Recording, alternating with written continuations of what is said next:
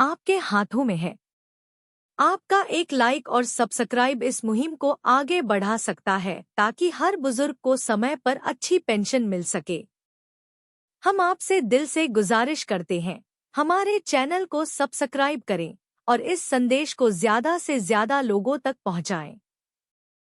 1 million likes का हमारा सपना आपके सहयोग से ही पूरा होगा। आपका एक छोटा कदम हमारे बुजुर्गों के जीवन में बड़ा बदलाव ला सकता है। आइए साथ मिलकर उनके हक की आवाज को बुलंद करें। ईपीएस 95 पेंशन भोगियों के लिए आया बड़ा अपडेट। न्यूनतम पेंशन को लेकर मिला बड़ा तोहफा। ईपीएस 95 पेंशन भोगियों के लिए आया बड़ा अपडेट। न्यूनतम पेंशन को लेकर मिला बड़ा तोहफा। कर्मचारी पेंशन योजना 1995 के अंतर्गत आने वाले पेंशन भोगियों ने अपनी मिनिमम पेंशन 1,000 रुपये से बढ़ाकर 7,500 रुपये प्रति माह करने की मांग को लेकर एक जोरदार आंदोलन शुरू किया है। इस आंदोलन का नेतृत्व नेशनल एजिटेशन कमेटी द्वारा किया जा रहा है, जिसने दिल्ली में अपना डेरा डाल दिया है। ईपीएस 95 पेंशन भोगियों के लिए आया बड़ा अपडेट। न्यूनतम पेंशन को लेकर मिला बड़ा तोहफा। कर्मचारी भविष्य निधि संगठन के अधिकारियों और एनएसी प्रतिनिधियों के बीच हाल ही में दिल्ली में व्यापक चर्चाएं हुईं, जिसमें मिनिमम पेंशन बढ़ाने, उच्च पेंशन लाभों और मेडिकल सुविधाओं पर जोर दिया गया। एनएसी के राष्ट्रीय अध्यक्ष कमांडर अशोक राउत और राष्ट्रीय महासचिव ने कर्मचारी भविष्य निधि संगठन के सीनियर अधिकारियों के साथ महत्वपूर्ण मुद्दों पर बातचीत की। तो आइए जानते हैं इस बारे में अधिक जानकारी विस्तार से। पेंशन फंड प्रमुख मांगे और प्रतिक्रिया। पेंशन भोगियों की प्रमुख मांगे मिनिमम पेंशन में वृद्धि, महंगाई भत्ता और व्यापक मेडिकल सुविधाएं शामिल हैं। इन मांगों के प्रति कर्मचारी भविष्य निधि संगठन की प्रतिक्रिया सकारात्मक रही है और चर्चा के दौरान इन मुद्दों को प्राथमिकता दी गई है। इसी संदर्भ में अतिरिक्त केंद्रीय भविष्य निधि आयुक्त प्रशासन चंद्रमौली चक्रवर्ती ने स्पष्ट किया कि इन मांगों की गहन समीक्षा की जा रही है। पेंशनर्स विरोध प्रदर्शन और सामाजिक प्रभाव।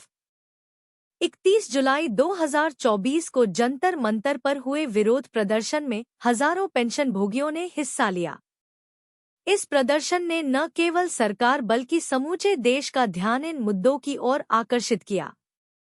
एम्प्लॉयज प्रोविडेंट फंड ऑर्गेनाइजेशन आगे की राह। एनएसी और कर्मचारी भविष्य निधि संगठन के बीच निरंतर संवाद और चर्चाओं का आयोजन जारी है। पेंशन भोगियों की उचित मांगों को मंजूरी देने के लिए सरकार और संगठन दोनों ही प्रयासरत है।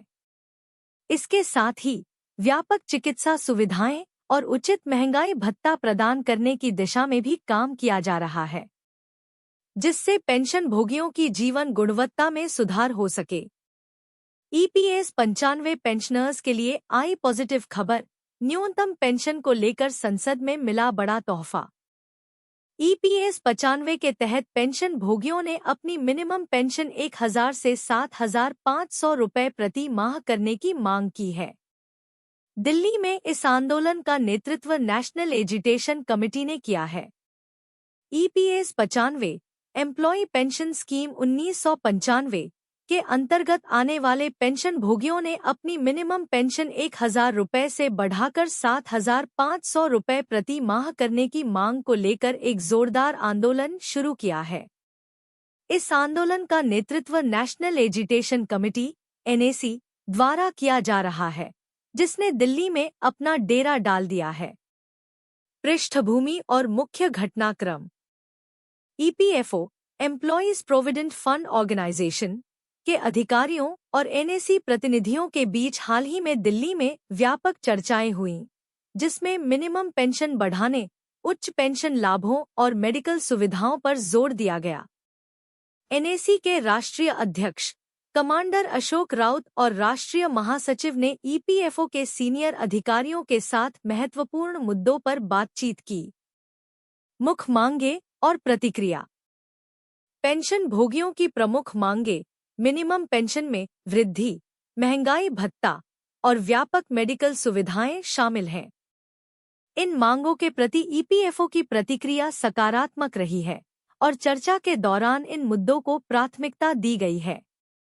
इसी संदर्भ में अतिरिक्त केंद्रीय भविष्य निधि आयुक्त प्रशासन चंद्रमौली चक्रवर्ती ने स्पष्ट किया कि इन मांगों की गहन समीक्षा की जा रही है। विरोध प्रदर्शन और सामाजिक प्रभाव। 31 जुलाई 2024 को जंतर मंतर पर हुए विरोध प्रदर्शन में हजारों पेंशन भोगियों ने हिस्सा लिया। इस प्रदर्शन ने न केवल सरकार बल्कि समूचे देश का ध्यान इन मुद्दों की ओर आकर्षित किया। आगे की राह। एनएसी और ईपीएफओ के बीच निरंतर संवाद और चर्चाओं का आयोजन जारी है। पेंशन भोगियों की उचित मांगों को मंजूरी देने के लिए सरकार और संगठन दोनों ही प्रयासरत है। इसके साथ ही व्यापक चिकित्सा सुविधाएं और उचित महंगाई भत्ता प्रदान करने की दिशा में भी काम किया जा रहा है, जिससे पेंशन भोगियों की जीवन गुणवत्ता में सुधार हो सके। पेंशनर्स के लिए ईपीएस 95 में ऐसे होती है पेंशन की गणना। यह है ऑफिशियल फॉर्मूला। पेंशनर्स के लिए ईपीएस 95 में ऐसे होती है पेंशन की गणना। कर्मचारी पेंशन योजना, एम्प्लॉयज पेंशन स्कीम आजीवन पेंशन लाभ और सामाजिक सुरक्षा प्रदान करके कर्मचारियों को उनकी सेवानिवृत्ति के दौरान वित्तीय सुरक्षा प्रदान करती है। आपको बता दें कि 16 नवंबर 1995 को शुरू की गई ईपीएस पेंशन फंड ने 1971 की कर्मचारी परिवार पेंशन योजना की जगह ली थी। पेंशनर्स के लिए ईपीएस 95 में ऐसे होती है पेंशन की गणना। ईपीएफओ द्वारा प्रबंधित कर्मचारी पेंशन योजना, एम्प्लॉयज पेंशन स्कीम 1995 में ईपीएफ अंशदाताओं को पेंशन देने और उनके परिवार के सदस्यों और नामांकित व्यक्तियों को लाभ प्रदान करने के प्रावधान हैं।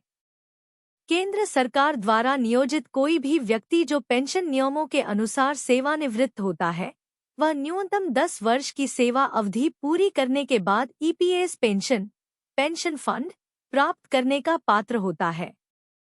इस ईपीएस 95 पेंशन फंड के तहत आने वाले संगठित क्षेत्र के कर्मचारी 58 वर्ष की सेवानिवृत्ति आयु प्राप्त करने पर पेंशन का लाभ उठा सकते हैं।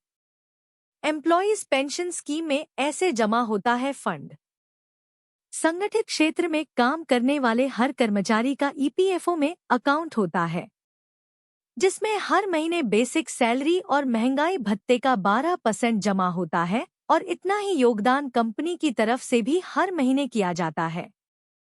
कंपनी की तरफ से हर महीने किए जाने वाले योगदान में से 8.33% कर्मचारी पेंशन योजना, एम्प्लॉयज पेंशन स्कीम में जमा होता है, जिसे पेंशन फंड कहते हैं, और 3.67% कर्मचारी भविष्य निधि यानी ईपीएफ में जाता है। नौकरी छोड़ने के बाद ईपीएफओ कर्मचारियों को रिटायरमेंट के समय पेंशन देता है। पेंशनर्स के लिए ईपीएस 95 में ऐसे होती है पेंशन की गणना। पेंशन योग्य वेतन पिछले 60 महीनों का औसत एक्स पेंशन योग्य सेवा 70।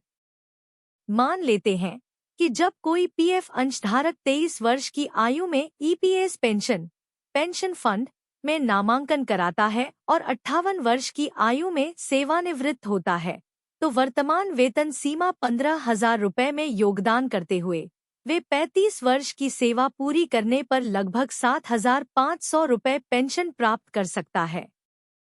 फॉर्मूला: पेंशन योग्य वेतन एक्स पेंशन योग्य सेवा 70 15,000 एक्स 35 70 7,500 रुपये।